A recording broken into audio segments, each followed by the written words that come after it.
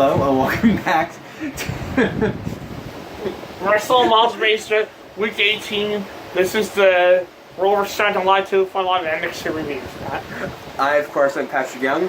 This guy to my right is such a big WWE fan that he has two fans in his WWE room, Joe Venuto. We are the two fans. Oh wait, Actually, I meant the two fans you have right here blowing on us. I'll play on words. The Dyson and the wind machine. Wind machine. Not the wind. The wind. What yeah? The wind machine. I wish it wind. Did you say wind? No, I didn't. Oh, you're not like Wade did that? No, I'm not like Booker 2 where I say he breaks me. Oh yeah, okay. This is the Roll SmackDown Live 2 Fun Live NXT reviews, because that's what we do here. So, Monday nights. You guys see like the new way we did the reviews last week, so we'll keep it this way. Yep. Because I believe those reviews got close to 50 or 60 something reviews, which will be the most for the reviews. Wow. So, here we go. Thank you guys.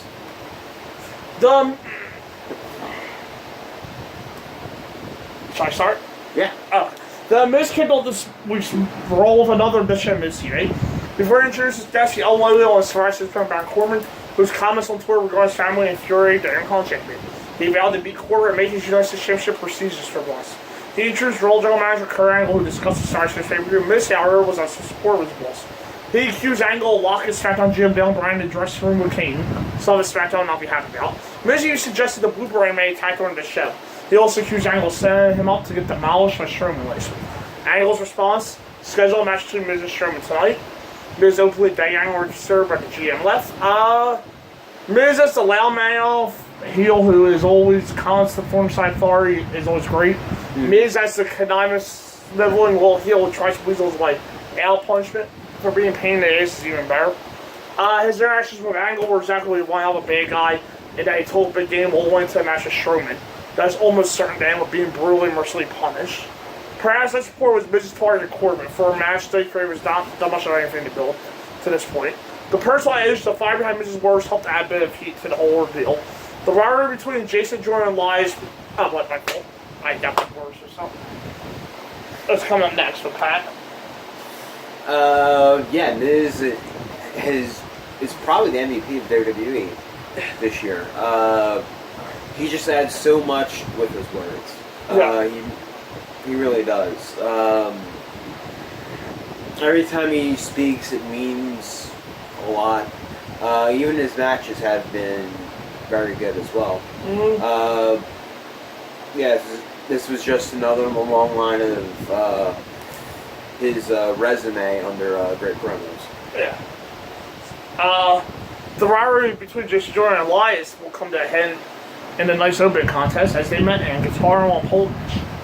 As Starlin says, the superstar has put down nothing left to do but to retrieve the guitar. Late Jordan grabbed the guitar, but was able to use it for the win. He chased Elias around the ring, was called coming in, he fought back, retrieved the guitar, and broke over Elias' back for the win. This was fine for what it was, but hardly the right outcome. Elias is more called his superstar at this point because he generates legitimate heel heat and can do so with a simple strumming of the guitar. Jordan is a solid ring competitor but continues to lack character proof, making his wins more hollow. Yeah, for me, this was just... It was a match. It was something that happened. The only notable thing I remember from it is... I'm gonna say they added a sound to the guitar. Boom! Yeah, it was like... Boom! Crack! Crack! Like, instead of like that nice little soft, that nice, like, crack, it was like a... Yeah. Oh. Yeah. When they tape stuff, sometimes they can overproduce. And clearly that's one of those things. Other than that, it was a match. It didn't really entertain me. Didn't really disentertain me. It was just there. Asuka wasn't actually. However, there was a guitar that broke, so choke on that slap. Asuka was actually Monday night. Square over local competitor Stacey Coates. The Empress of Tomorrow beat the ever-loving hell out of her unknown opponent. Alicia Vicious and unforgiving arsenal kicks and palm strikes on her. She ended her torture with the Asuka lock for the tap-out victory. Watching Asuka demolish an opponent will never not be awesome. The revelation that Asuka would part Team Roll Sonar series is interesting, and that sets up a scenario in which she almost has to win. That is unless she's taken early on lane will to continue. Given how little that will do to boost her aura, though, that seems unlikely. Me and Asuka may feel rolled in victory. Yeah, it's the basic Asuka squash. She pretty much killed her opponent. You could send flowers to the Coates family. Other than that, there really isn't much to say. I know at some point, Michael Cole said Asuka had a streak in NXT. Yes. Technically, it's still going because she's in WWE. And it's the same company, even though no one on commentary likes to admit it for some reason. But she's still undefeated, in fact. I also noticed that there was an Asuka chant, but for the most part, Manchester was quiet during this match. Yes. A week after Simone Jordan started a Blu-ray Apollo Crews, the Simone Sister was sent to battle titles in the singles competition. Before the match started, Joe attacked the babyfaces during their entrance. He sent Crews off the stage, then trapped O'Neal in the cocaine and clutch. Referees were able to convince him to break the hold before the determined ferocious vicious competitor made his way to the ring. On microphone in hand, he issued him a challenge for a fight, which was answered by Finn Balor. Re-establishing Joe as the take no prisoners badass. Exactly what the Raw creative team needs to do if it wishes to recreate the momentum he had before his untimely injury. This were two mid-carders who will not be hurt in any way, more sacrifice, and sets up a marquee match coming out of the yeah, this was a really good match to me. I want to see it continue. I know they had a few in NXT that I do love, but I want to see him on the main roster again. Joe doesn't seem like the same character he was in NXT. He seems a bit more vicious, a lot more powerful. Pretty much an over-exaggerated form of what Joe was in NXT. And Joe versus the Demon sounds like an incredibly intriguing match to me. So I want to see it. I want to see this feud continue after Survivor Series. And I'm happy that both are on Team Raw. Okay, so I told them about the segment, Pat told them about the match. I'll give the recap of the match for my part. Huh? I told them about the segment beforehand first. Oh, sorry. Pat did the match. His opinion on the match. I wasn't paying attention. I was looking at my news over here. I'll do the match recap for you guys, how it went down, and I'll give my opinion, then we'll move on to Marvin Hell Kingdom 1 after. Joe controlled the middle of the match. I guess it's for our CFO. He wore Balor down, using his side strikes to dodge right around it. Former Universal Champion Fultz went back into the match though and was rolling late when he called Joe a boot to the face. As the special specialist character for a recruit, Balor took hold of the personal ring and whipped his opponent out. Brawl between the two broke out to the point of security was necessary to pull them apart. Kurt Angle appeared. He said he liked the fire of fighting superstars and named Joe Balor the Team Roll Survivor Series. Balor backed off, seemingly happy with the announcement, then delivered a flying forearm to what Jonas security team. Not only was the match competitive, the best thing on the show to this point. Yes. But also ended with the addition of two superstars, Team Roll, and Night of rivalry that could carry into the new year of Roll's like. Balor and Joe have an established history, as Pat said, as hinted at by the commentary team, but they actually hinted that one. And incredible in ring chemistry. Yeah. A serious action between them while management figures out exactly what to do with them, too. Will benefit them in the show immensely. Much more so than an elongated and boring program with Bray Wyatt, as Balor found out the hard way. Now, move on. Sasha Banks and Bayley battle Nia Jackson and Alicia Fox in a tag team match to determine to prove they belong on Team Raw Survivor Series. On the heels, isolated Banks, keeping her grounded, and away from the very popular Bayley. She eventually made a tag by mid-offense and heels considering her dominance. The physically superior Jax tossed her to the ringside area, told the audience and to break back in commercial. Fox had Bayley grounded and sleeper. Jax ran in the ring and worked her old-time rival Kyle for comeback attempt. The elusive Bayley dodged the heels late and finally made a hot tag to Banks. The Boss exploded into the match and mere moments later tapped Fox out to the backstage. After the match, Fox said she needed Banks on the team while commentary on call opening question. or at least Bailey. This was an okay match that never really got out first gear. Why WWE refused the opportunity to put Bailey over in front of the most receptive crowd for character months is a mystery. Why they opted that Fox Big Bang's member team role, but not Bailey's, another mystery. But one that probably plays into the former Single Chamber coming on as a final win the match. Thus, WWE Crave has no idea why Bailey was rejected earlier this year. And Jax still feels like a competitor spinning her wheels at a time when she should be thriving in championship contention. Yeah, the match was actually really boring to me. I'm not even sure if I could pass it. It was that boring. The only thing that really intrigued me in the match would be that Bailey wasn't added to the Raw team. But however, she did have a visual reaction to Sasha getting added to the team. And at least she's saying, "I need you on my team." Yeah. So maybe soon we'll get a Bailey heel turn and see how that works out. The product of the Intercontinental Champion is Big Mouth. The match between Miz and Braun Strowman hit the airwaves next, but not before recapping the Monster Among the Men's last few weeks. Miz predictably stole an early one, nothing to do with the match and the James opponent. The Miz triage attempted to interfere with Strowman and cut them off. He took over for Miz, who rolled to the ringside one time. Strowman finally got his hands on Miz and tossed him across the ring. He manhandled Miz repeatedly, tossed him with reckless abandon. He punched Bo Dows's legs out ringside, threw Kurt's axle into the guardrail, was upstanding tall when Kane's music played. And the big red monster made his way to the ring. The monstrous competitors battled briefly before Strowman fired Kane around power slam, waiting for Kane to set right up. The Miz tried to seize an opening and attached Strowman from behind. Strowman fell back and left the tree lion, while Kane disappeared from the equation. I actually didn't have a problem with Kane. The use of Kane disappeared. Yeah, same here. As a display of Strowman's destruction, this worked out really well. The Monster Among Men looked like a force that no number of superstars can actually combat. His rival Kane may be appealing to those fans who appreciate heavyweight clashes, but for me, yes, I'm biased. I call myself this warrior. Yes, I'm calling myself Arnold. Look, you should post it on the website.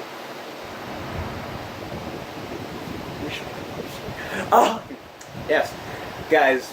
If you're a long-time viewer, we often plan what we should do during our videos in front of you. Yeah, so it's more open communication. It's like a marriage. Yes. Actually, no, a lot of wrestlers. No, we don't pre-plan this stuff. No, we're dropping hints and teasing it like a Marvel movie. No, we just we just come over. Yeah. Comes out our mouths unfiltered and whatever. Exactly. But yeah, things go off. Yeah. We plan shows. But to me, especially I'm more interested in the dynamic of Miz and his lackeys as antagonists from the big man. Yeah. The Kane.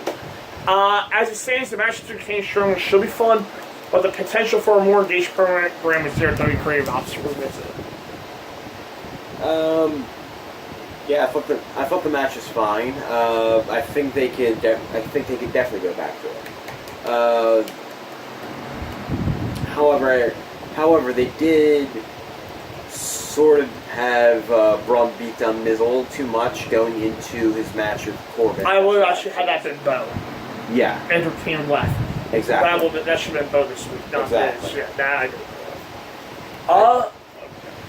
Yeah, I don't think that should have happened right before a big champion versus champion match at your pay-per-view. Enzo Amore cut a long-winded promo. He does that a lot recently. On Monday night. He really does. He did it in 205 Live. Yeah, this one was worse though. Yes. As commentator Corey Graves threatened to take a nap. It was obnoxiously long, and then only when Kalisto arrived on the scene, interrupted the promo 9 minutes too soon. WWE United Kingdom Champion Pete Dunne's role debuted that played for Murray's announcement for Angle. The fans of Manchester will understand we were hot for Dunne as he made his way to the square circle. Dunne punched Amore physically, decimating and picking apart the certified G. Amore had control for reasons that make no sense, and nearly scored a team pinfall with his seat during push ropes. Dunne recovered quickly and put an end to Amore's night with the bitter end. That's that first complaint. So Pete freaking Dunne needs a distraction from Kalisto to pick up a win. So let's go with that. Dunne window was the right move, and a treat for the Manchester fans. Otherwise, this match served only to further along our rally between Murray and Kalisto. Nothing more. Yeah, I'm taking it as Pete Dunne is not going to be a part of the roster main roster moving forward. He's pretty much just going to stay in United Kingdom Island, just hang a left from 205 Live Island. But still, it's really freaking cool to see Pete Dunne on Monday Night Raw. So that's automatically going to be a thumbs up for me. And the culmination of our epic tag team rivalry that spawned several quality matches on pay-per-view and for television. Seth Rollins and Dean Ambrose defending the World Tag Team Championships against Sheamus and Cesaro Monday night. Before the match gets started, was announced on commentary that Roman Reigns will return to action next week. Ambrose took the fight with Sheamus while Rollins whipped Cesaro on his side. A double team slim blade by Rollins with their brute near full. The frantic pace of Sheamus comes to ladies and wrestling in action, which includes suicide dives to whip the challenger on ringside.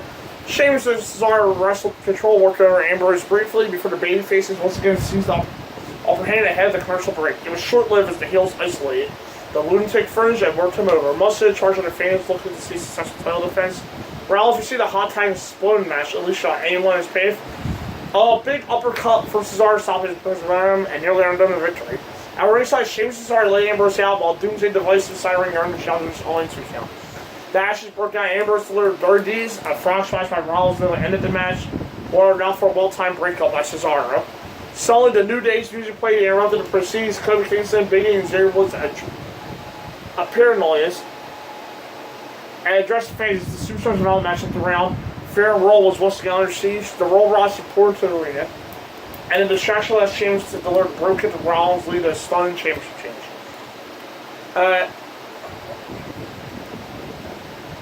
At first, I did think, why take the titles off Ambrose and Rollins? This goes to Survivor Series. When the match between them and the Usos was the bright spot on the other one of the card. Yes. Luckily, though, a showdown between the Bar and the Usos was likely to be just as good. At one point, Zoe Crave had to look at the Shield out. I do have to say, the reunion and the winner used Iron Man. Question, why did they bother in the first place? But, no matter that. The New Day's interference their special potential showdown with the Shield. A match that could still the entire Survivor Series pay-per-view. While not nearly enough bill was devoted to that match, though, it at least creates a sense of predictability around the problem. Even if a six-man tag match that big deserves better hype, but still not. Yeah, I'll start with the match. I thought the match was very good. Just like any of the Bar versus 2/3 of the Shield usually is. Yes. Yeah, there's no complaints there. I don't have that much of a problem with the Bar winning. I don't have a problem with the Bar winning. At first I did, but then I realized the Usos would change something. Yeah. It's the Usos versus the Bar. Right, so, yeah. And on top of that, we're also getting the Shield for the first time ever in a 6-man tag on pay-per-view in 20 years. Yeah, in years. I'm gonna say 3 years, not 20. Against the New Day, who are also a very formidable 3-person squad. I just wish that match had bigger build-up. I wish it did too, but we have viral infections, meningitis, bumps, and all sorts of things going on. Yeah, just under the circumstances, I think we're getting the best. Vince changing his mind this week. Feel as far as there's need a better card, which it did. So, well, I mean, the last 2 pay-per-views, circumstances, they actually ended up making the card look better. Yeah. Going into it. So I'm very happy that we're getting Shield versus New Day. I'm more than okay with the Bar versus the Usos. So I think it's a win all around. Yeah. The role I would give to them had a fun show this week. Yes. Well, I say good, not sure. I would say fun though. And the pace was going. Yes. Now to SmackDown.